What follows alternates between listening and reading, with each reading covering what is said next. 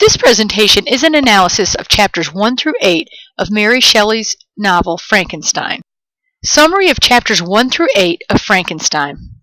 In the first 8 chapters of Mary Shelley's novel Frankenstein, Victor Frankenstein describes his childhood and family and how close they are.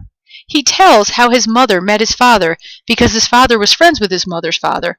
Frankenstein's father rescues his mother from poverty after her father died. Victor's parents moved temporarily from Switzerland to Italy for an improvement in climate, and when Victor was 5, they adopted a beautiful blonde Italian girl who was Victor's age, named Elizabeth, whose family was too poor to care for her.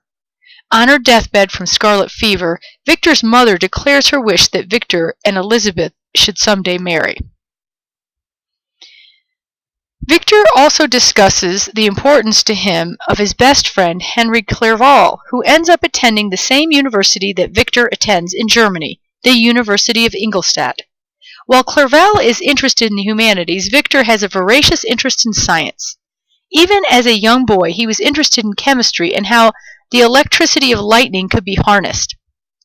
Victor describes his growing interest in science and the quest for obtaining knowledge throughout his life, which culminates in his interest in creating life from death. For 2 years, Victor Frankenstein works in his lab trying to bring life to dead body parts he has obtained from cemeteries. He isolates himself from friends and family and society in general as he becomes obsessed with achieving his scientific research. After 2 years, Frankenstein is successful in bringing to life the 8-foot creature sewn together from dead body parts. Frankenstein is immediately both amazed and repulsed by his creation. He immediately runs from his apartment, abandoning his creation.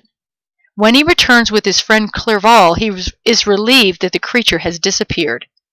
For the next 2 years, Frankenstein does not know where the creation is until he gets a letter from his father telling him his younger brother William was murdered by strangulation when he had run ahead of the family when they were out walking near their home in Switzerland. A locket he had that Elizabeth had given him with a picture of his mother was missing from him when they found him. When Victor Frankenstein returns home, he catches a glimpse of the monster at night as a lightning bolt strikes. This, along with an intuitive feeling, helps him realize that it is his creature that murdered his brother. To make matters worse, his family's servant and close friend of Elizabeth, Justine Moretz, ends up getting convicted and hanged for the murder based on the circumstantial evidence that she was found with the locket later, since the creature put it on her when she was sleeping after he murdered William and took the locket. Even though Elizabeth tries to defend her character in court, Justine is convicted and sentenced to death for a crime she did not commit. Frankenstein is racked with guilt, but he feels responsible for the deaths of 2 innocent people, his brother and beloved family friend, as a result of the monster he has created. However, he does not speak up to publicly confess what he has created or to warn his community that this gigantic creature is out roaming the streets. Themes. The first part of the novel introduces several important themes that will be developed throughout the novel. The first is alienation and the importance of family and friends.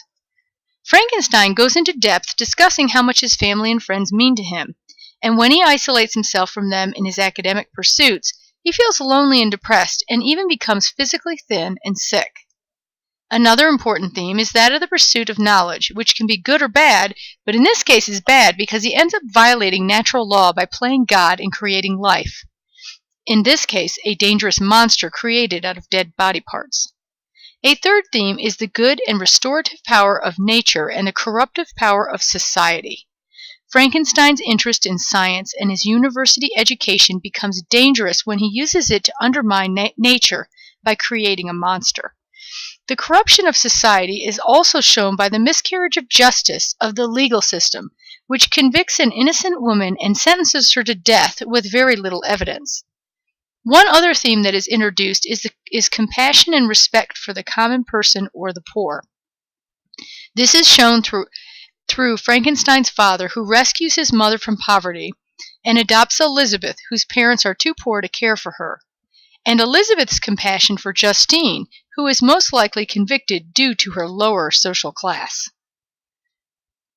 Literary allusions. Mary Shelley makes several literary allusions or references to other literature, which add depth and meaning to the novel. In the title of the novel, she alludes to a quote from Paradise Lost, which is spoken by Adam to God. She makes a parallel between Frankenstein's monster and Adam in that both were created and then cast away from their creators for their actions. Also, in the title, the book is subtitled The Modern Prometheus. Frankenstein is compared to Prometheus from Greek mythology, who is punished for playing God when he creates humankind out of mud and water and steals fire from the gods to give to his creation, by having his liver pecked out by eagles only to have it grow back over and over. She also references Goethe's Faust, who goes on a quest for knowledge, makes a deal with the devil, and is rescued by God. This allusion parallels Frankenstein in his quest for knowledge and in his suffering as a result of his actions, but the reader does not know yet if God will rescue Frankenstein.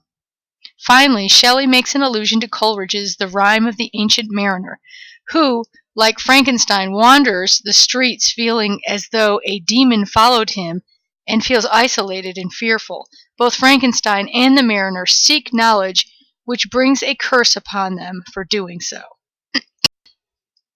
Gothicism. The novel Frankenstein is full of Gothic elements, such as the dark, mysterious, and creepy setting and mood of the story, and the graphic descriptions of the monster, which is created from the dead body parts of Frankenstein obtains from cemeteries. Romanticism. The novel includes many romantic characteristics, such as an intense emotion, compassion for an elevation of the importance of the common person, glorification of nature, and assertion that natural law should not be ignored, as through creating a creature from dead body parts. The corruption of society through the miscarriage of justice in putting Justine to death for a crime she did not commit, and the dangers of using an education and technology to violate natural law. And inclusion of the supernatural, such as Frankenstein and the monster's psychic connection and intuitive ability to understand through feelings alone, as well as the creation of a monster from dead body parts. The protagonist. Victor Frankenstein's character is developed in this part of the novel. The reader sees his motivation for creating the monster as a desire to expand his understanding of science, more than a desire for personal accomplishment or recognition, since he does not tell anyone of his creation. He also suffers intense grief and guilt over losing a family member and family friend due to his creation of the monster, and yet he does not publicly admit that he has done what he has done or warn others of the possible dangers his creation creates.